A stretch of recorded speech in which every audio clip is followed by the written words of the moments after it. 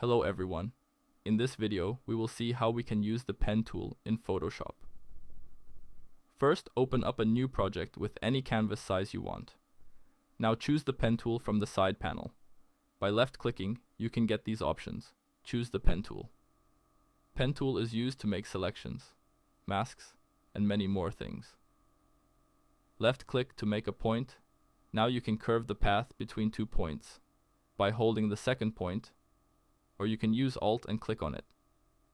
If you think that the selection is being too straight or linear, you can use the Freedom Pen tool, which allows you to make selection just by dragging your mouse.